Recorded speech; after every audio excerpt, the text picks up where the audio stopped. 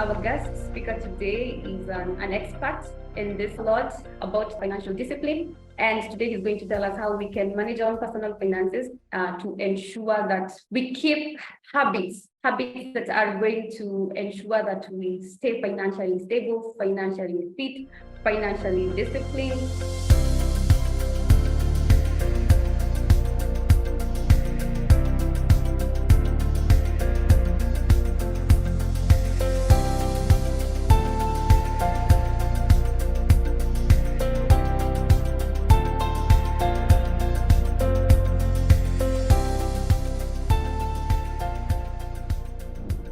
Ladies and gentlemen, allow me to introduce our guest speaker for today, Mr. Ken Monyoncho. Karibu sana, Mr. Ken. Thank you, Elizabeth. Good afternoon, everyone.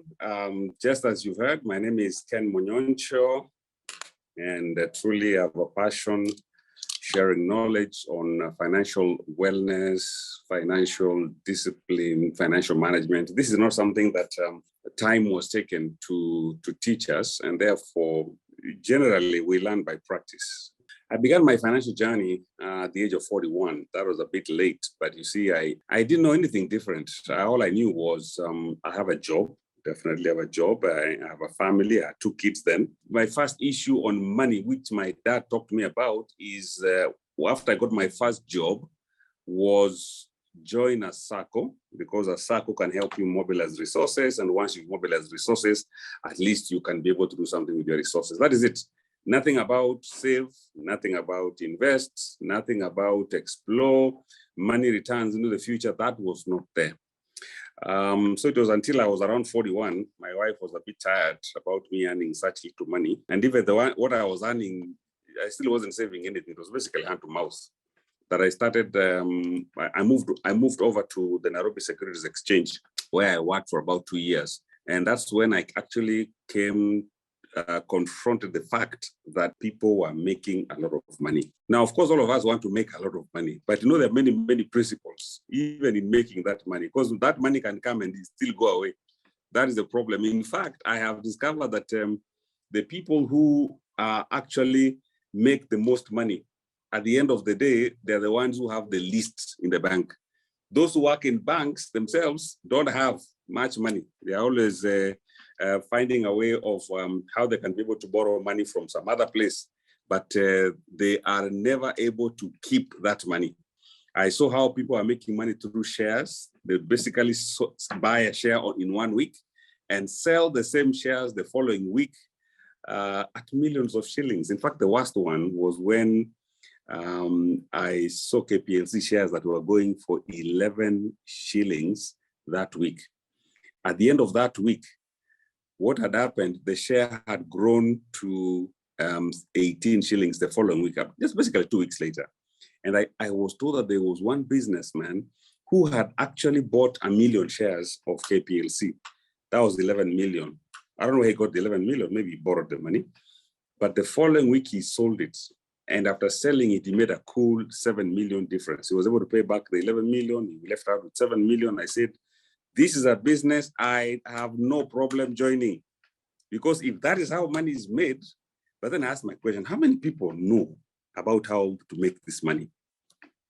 Well, for sure, I've been told that for the last few weeks, you've been told where to put your money and how to make your money. But I think we're going 2-3 steps backwards to just ask ourselves this thing called money. How can I be able to manage it? I'm a firm believer that God is the one who gives us the power. He's the one who gives us the strength. And that's why I believe in every meeting I've attended, I hear people praying. I think it's because they believe that there is somebody out there, or there's a God out there who helps us. He's the one who gives us the ability to produce wealth. It is wealth that we all want. It's the wealth that we are all pursuing. One of the general disciplines of wealth is really to know when is it enough. One of the questions I got from your leaders is to ask yourself, what do you do when money is both enough and not enough? Which is a very strange request, because most people say they never have enough money. But this was very interesting. I've come to the realization that for us to be in a position where we can talk about having enough, it is all pegged on your goals. What goals have I set for myself. And for sure, believe you me, if our goals are clear, we can reach a point and say, yes, I think I'm actually making enough. The challenge is that our goals or our targets are moving. So every time you reach point X, you get a new goal and a different goal, maybe a more difficult goal, which requires more money. Assuming that you have set a goal of saying, I want to, let's say I just want to own a condo or a condominium in Kilimani, which is going for about 5-6 million, and that's your goal. I would like to just drive a nice car, a 2000cc vehicle, whichever it is. So in 5 years' time, or 5 or 6 or 10 years, you realize actually you're living in Kilimani, you're driving the car of your dreams or the car that you wanted to drive, and you seem to be earning an additional 50, 60,000 extra money. So what comes to your mind? The first thing it comes to your mind is that, can I live in a better place? But the question is, do you really need to live in a better place? I thought your goal has been achieved. And because of that need for continuous improvement, it can either be as a personal drive, or it can be because other people or your friends where they're living, so there's a bit of peer pressure. You start now saying, no, I think I don't have to live here. Can I move slightly, maybe to Upper Kilimani, or at least the outskirts of Karen? What happens? It's a principle. We call it the law of the Patterson principle, which says money or expenditure always grows to the level of your expenditure. To the level of your income. If your income goes up by 10,000, you look for any reason to ensure that 10,000 has been consumed, unless you decide that I am going to be disciplined, that the additional income I have will be used for something different. So what I'm saying is that it is important to have goals and ensure that you are satisfied with those goals, just to burst the bubble that you never have enough money. In fact, the only money that is enough that you have is what you have currently. That money that you have is enough. Because when it comes to finances, it's about the principles. The principles of managing money is what matters. A lot of times it's not the amount. If we can just walk within the principles, and I believe I'll just share a couple today, that can be able to help you then to move to the next level in terms of investing or whatever you want to do with your money. So we begin by recognizing that God is our creator, and He's the one who has given us that ability to be able to make money. If I ask you the question, how would you define wealth in your own words? For me, if your money can buy you time, then you're a wealthy person.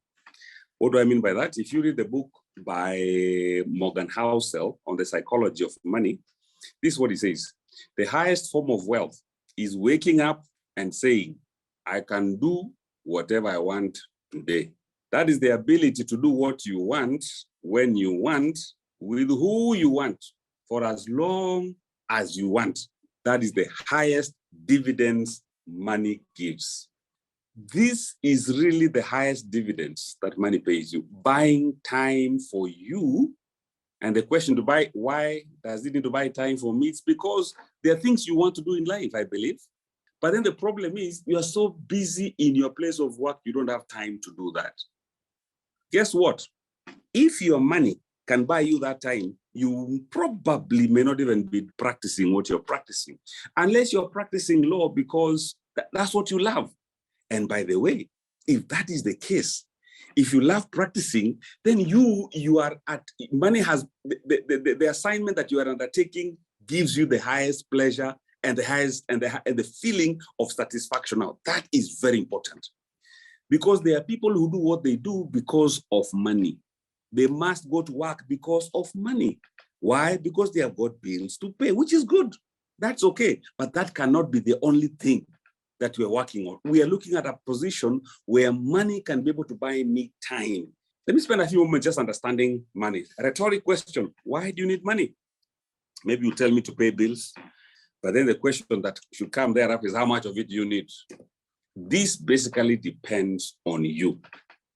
If I ask you a question today, one of our best footballers, this gentleman who moved to this Arabian, I think he went to play for the UAE football I asked myself a question: does this guy need this money really? I mean, if he's going to be making about probably 40,000 shillings an hour, you know, he got into a contract. My question is, does he need all this money? Not necessarily. I don't think he needs the money. But because he's good at what he does, money seems to be following him. And that's the other principle we must remember, that when you're good at what you do, money generally tends to look for you. You determine how much it is. You may not need it, but you determine how much it is, how much you charge. Why? Because your time is very expensive. I mean, you can bear witness with me. Maybe those seasoned practitioners charge much higher. But why do they charge much higher? It's because they don't want any Tom, Dick, and Harry to be calling them for any little case, because their time is too precious for them. So only those who can afford to buy his time are the ones they will give the time, or they're the ones who will actually come, and they're the ones who will be given attention. So the question is, how much do you need? I don't think we need a lot of money. But again, depending on your lifestyle, how much of it do you need? It's to that extent that then you can say that's how much money I need. Now, a few things about money. Money is hard to come by and easy to lose. Therefore, it's important to identify and know where is my money going. And that's where you have to talk about budgets. It is the spending plan that determines or that tells you where your money is actually going. Without it, you don't know. There's one time I did a simple exercise for myself, and I told myself, let me find out, where does my money go every day and how much of it do I lose on a daily basis? So for a week, I began on Monday. I decided to ensure that the money I carry every day to when I'm going to work as part of my pocket money or pocket change, I put aside 50 shillings. In the evening, I came back, I never missed it. The following day, I put 100 bob. I went to town, did my work. I never missed 100 shillings. The third day, I put 150. I did not miss 150. The day I put 200, I realized, wow, I am missing this money, which means I was losing 50 without knowing where it was going. I was losing 100 without knowing where it was going. The day I said, let me keep aside 200, I realized, no, this is now very difficult. I must ask myself, where has my money been going? And that is when I started saying, if I can go to town or go to work and come back, and I wasn't able to find out where 200 was going, but now I have identified where it is going, that is the money that I'm going to start saving. It was part of the discipline of saying, I need to know where my money is actually going. Until I know where my money is going, you will be losing a lot of money. And that's a practice I want to go and find out, that if you don't know where your money is going, you are likely losing a lot of money. Now, if you don't manage money, the other thing you need to know about money, it will manage you. It will manage you. Let me use a stronger word. If you don't manage money, or if you don't make money your slave, it will make you its slave. Which simply means all your life, you're going to be working for money. What I'm also saying is that actually you can reach a point where money is working for you. And that's why, depending on our age range, the earlier you begin sending your money to start working for you, the better it will be for you. The highest form of investment that you can think about, or you can put your money to do for you, is investment. Assuming you have bought a share of Total, which I have. I'm giving an example of what I have. I have Total shares. That means I have put my money in Total. I don't have to be there. Every half year, I'm sent dividends. Whether I'm there or not, whether I work or not, whether I do whatever, money keeps on coming my way. All right? What have I done? I have actually asked or put money to make money for me. So it means if I can be able to make a part, for example, if my earning is, let's say, 150,000, and because I have got shares that give me dividends every 6 months, and every 6 months I have my 30, 40,000, it's not much, but it is money that I can use for something else which I don't have to work hard for. So what I'm doing is actually slowly moving to making money my slave so that it can work for me. By the time money is replacing, the money that you're making replaces what you're earning now, then you've reached a point of actually saying money is actually working for me. In short, you don't have to work. You must keep on asking yourself, how can I be able to make or invest money that can be a means of exchange for me into the future immediately I retire? Now, I brought this we call it a cash flow quadrant. This is taken from Robert Kiyosaki's book on the cash flow quadrant. And the reason I brought it here is because it's important to understand time versus money. For example, the first quadrant talks of E, which is employment. Now, it could be you are employed or some of you are actually self-employed. So E stands for employee, where the amount of active work is determined or determines how much money I make. It is the amount of work I do that determines how much I make. And then we have the self-employed, all right? Either you can be an employee or you can be self-employed. Both employee and self-employed are basically in the same base, where it's the amount of active work that determines your income. If you don't go to work, no money comes. But if you go to work, you make money. So it's all about time and the money. On the right side, we have business owner. You can own a business, you can make money through people, all right? The income does not depend on active work. No, it is not you there. It is now people you have employed. It's a system, it's a structure that you have placed. So it's people who work for you, and therefore you're saying for you, the issue is, how can I be able to increase my income through people, okay? Then the last one, I, is what we call investment income. Here, your income does not depend on active work. It's actually money making money for you. You can see on the left side, there's dollars equals more dollars. That is why I was talking about passive income, money that is being made by money. You don't have to be there. So time for you becomes the greatest factor here, that how much of my time can be bought by my money. And the more time money buys for you, the more wealthier you are, because wealth is really time in my hands to do what I would wish to do, okay? The other thing is important as you think about money, it's important to understand your cash flow. What is cash flow? Cash flow is money coming in, all right, coming in and money going out. It's important to know, where is my money coming from? Even as you think about investing, as you think about where you want to place your money, it's good to understand where it's coming from. Now, some of us, or many of us, depending on where you've come from, if your parents were farmers, you know, they make money during the year from the crops, but they don't seem to say it's anything. It's no money. So you find they have a higher expenses, but there is no place, they have not said where they get money from. But it's a paradox of sorts, because how can you have more expenses and you don't know where money is coming from? But that's many times that's where we are at. We don't know where our money is coming from. But it is important to know, where is your money coming from? Are you getting it from bonuses? Are you getting it from maybe coffee? Always important to understand your cash flow. Where is it coming and where is it going? That practice is not easy if you don't record. Recording is not a very easy practice. I think in Africa, I think there was no motivation to record where our money comes and where our money goes. I have a friend of mine who always talks about budgets. He says, I don't need a budget so long as all my money is here. When it's finished, I know my budget is finished. A very bad way of managing your money. But that's what he does. I told him, no, you cannot live like that, money in the pocket. That is your budget. You must write somewhere. I must know how much money is going for the tea I take every month. Not because I want to stop taking the tea, but so that I can ask myself, does that make sense? Am I willing to part with 6,000 shillings every month because I am either taking tea, or I'm taking those sodas, or I'm taking that beer every day? Just one or two, no problem. Am I ready to spend 6,000 shillings, or can 6,000 shillings give me something better? That's why it is important to know where is your money going. You can only know if you have written down where it is actually going. Number two, which is there, is draw a budget, which I think I've talked about. It allows you to know where your money is going.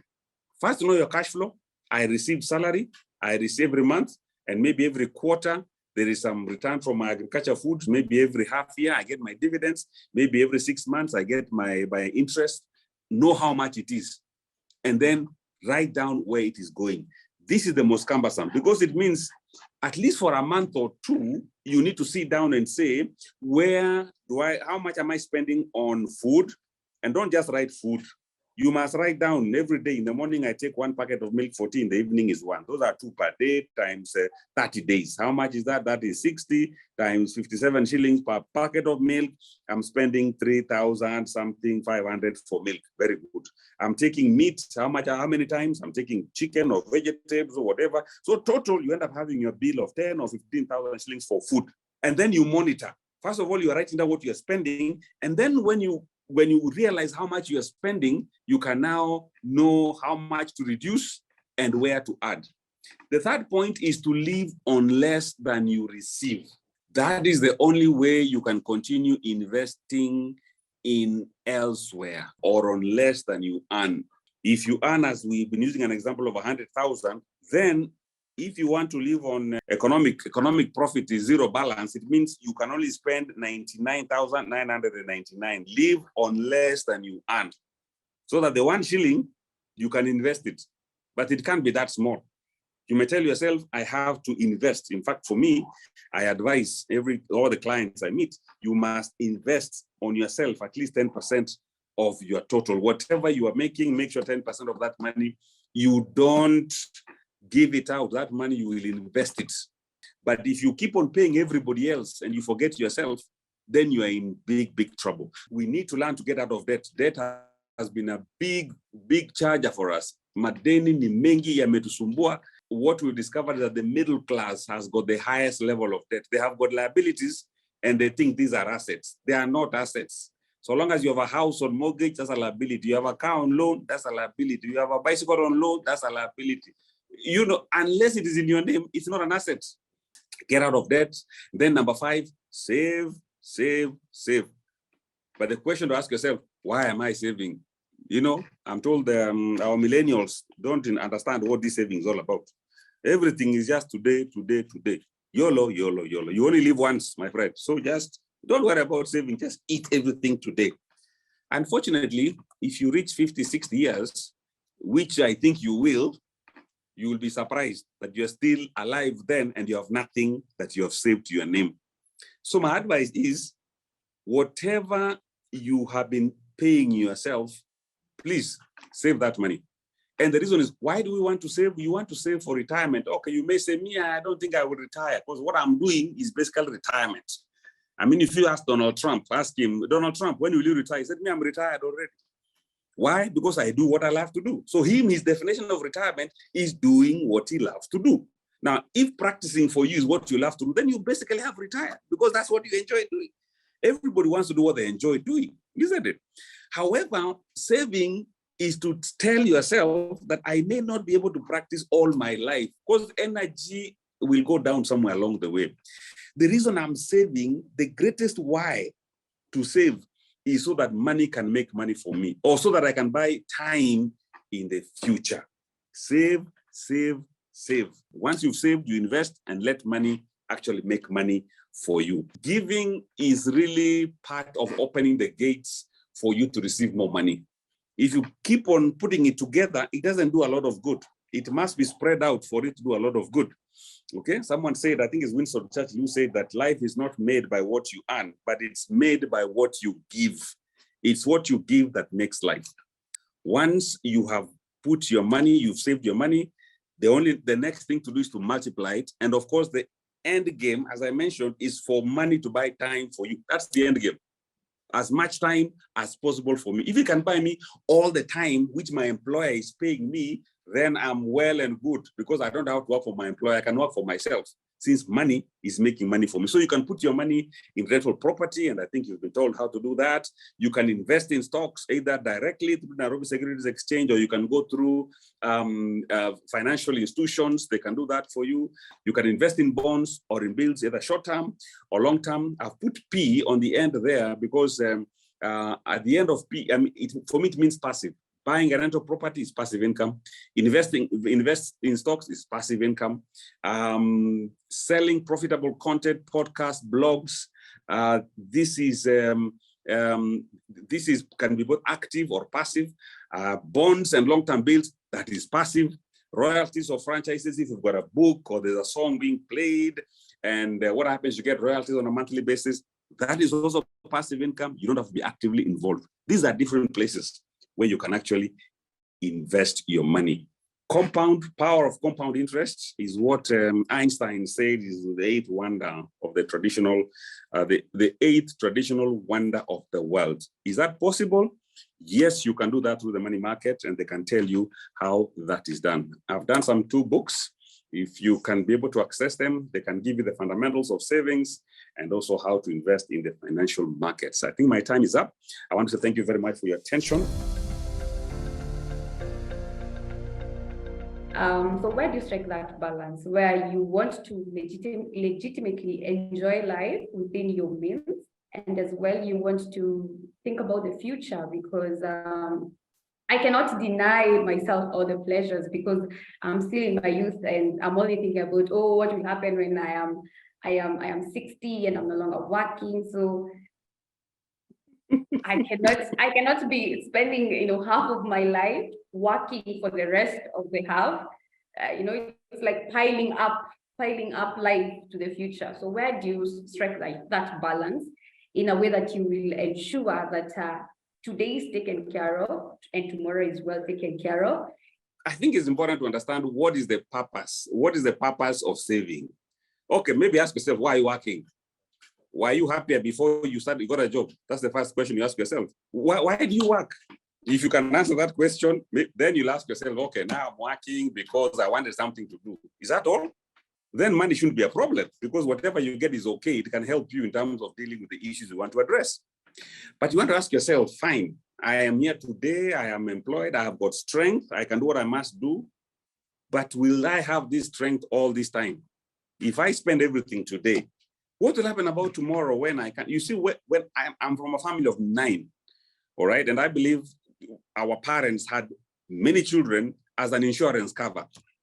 That's what I've come to believe, it was an insurance cover. So at least if I have 9, I'm sure even 7 can do very well. If 2 don't do very well, 7 will do very well. And I'm covered in my old age. I can live in any of these houses here and I'll be very happy.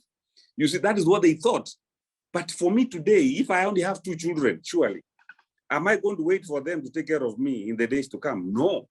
So it makes a lot of sense to say, as I enjoy my pleasure, I need to think about tomorrow, because I may not have my full strength. Maybe my hand may not be there, or I may lose my leg, or I may lose my life. That's why insurance is actually some of them. If your hand is very important, you remember the late Tina Turner. She had how many millions? Had insured her legs? Remember that that thing we saw on TV? She had insured her legs millions of dollars. Even if the leg, something happened, she'll be paid millions of dollars.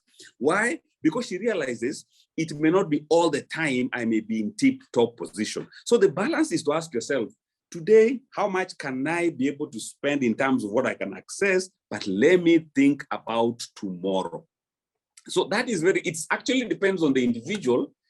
If you're one of those who says you only live once, so you finish everything. Whatever you get today, you finish. That's really a choice that people make. But those are choices that lead deplorable situations into the future. And we've seen that people decide we'll eat everything now, don't worry about tomorrow. Tomorrow will take care of itself. Yes, it's possible to do that, but it's a very risky place to be at. So it's really an understanding that money is a means to the end. It is not an end in itself. So having money in the bank and you're happy with it as you keep on pressing the ATM, oh, today my few thousand are still there and you're very happy. But so what? I mean, you're just happy to see money there, but that is not the purpose of money. The purpose, I think the highest purpose of money is money making money for you. I have seen here, thanks for the good presentation. You gave examples of passive investments. Please give examples of active investments. Now, let me differentiate between passive and active. Passive, or let me begin, active means you as an individual are actively generating income. Now, passive means money making money for you, whether you are there or not. So you are not involved as an individual. No, it is assets that are bringing return for you. Now, you can say that a business could be active. Your employment as an employee, you are actually active. You are an active position to generate income. If you've got a business that is running independently of you, you are not there, probably you can call that between active and passive.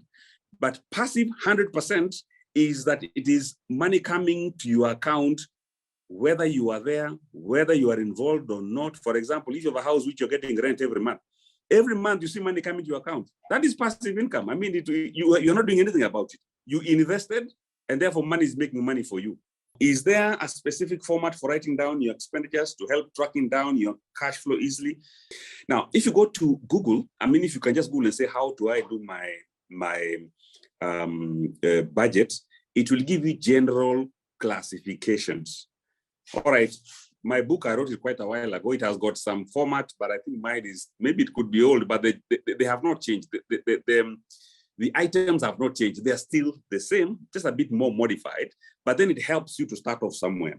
You can do even your own. You see what you do, pick a paper and say, how much am I spending? Like if you can keep your expenditures on a daily basis, at the end of the month, you can be able to categorize them. For example, if you're buying food every day, at the end of the month, you can say that it's called food. You can categorize something called clothing, maybe if you bought some clothes, or you can put fees if you're paying money fees every month. So you find that you have got certain categorizations that you have in doing the budget. I think the bigger question would be how much, what is the limit of maybe food and clothing and housing? Now that varies from place to place, but we always say that if it is house, food and everything else, maybe they should not take more than 50% of your income. All right, save between 10 to 20%, and then the other 30% you can be able to spend for, you can do other expenses. But food, house, and everything else shouldn't be more than 50% of your basic pay. My lesson for the day is that the strength that I have for today is so that I can make income. And in the future, when I will not have this much strength to work, that money will be making money for me. And I don't have to wait until when I don't have strength to work. But even now, I can still invest what I am making through active income. I can use what I'm getting through my active income to put that into something that is going to give me passive income. And from this session, I believe it's not too late to be wealthy. I don't have to be wealthy in my 60s, in my 70s. I can be wealthy in my 20s, you know, if I just learn how to manage what I am getting and channel it in the right places and allow, one of the greatest lessons I have picked is what you said when you were starting, that the greatest thing that money can buy for you is actually time. That I am able to do what I want, when I want to do it, with whoever I want to do it, without, you say that, pricelessly, that's what you say, Cham. Correct. So, yeah, so I think that was the greatest lesson for me, and being intentional about your financial well-being. I think it's a discipline that, you know, when I get money, I think about how that money can make more money, because money is not the end, it's the means. Yes. That's true. So thank you so much, Ken. This was a very, very informative session.